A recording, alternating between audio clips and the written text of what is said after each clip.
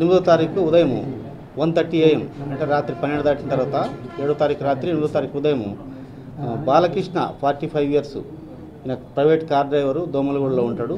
వాళ్ళ కూతురు మిస్ అయిందని చెప్పేసి కనపడట్లేదని కంప్లైంట్ ఇచ్చాడు. ఆ కేసు మీద మైనర్ కాబట్టి మేము కిడ్నాపింగ్ కేసు బుక్ చేసినాము. కిడ్నాపింగ్ కేసు బుక్ చేసి మేము ఇన్వెస్టిగేషన్ చేస్తున్నట్టే అదే రోజు సాయంత్రము అమ్మాయి తిరిగి వచ్చింది.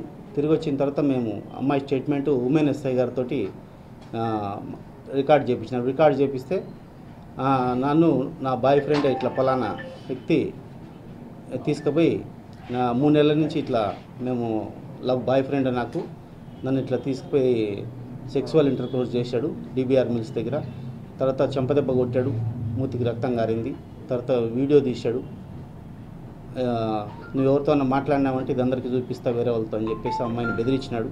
బెదిరించి ఈ స్టేట్మెంట్ అంతా రాసిన తర్వాత ఆ స్టేట్మెంట్ ప్రకారం 376, 366A, 354B, 323, 506, section 52 POCSO act, 67 IT act ఇన్ని సెక్షన్ల కింద కేసు బుక్ చేసి FIR చేసినాం. దాని తర్వాత అందరికీ ఆఫీసర్స్ కూడా పంపించినాం.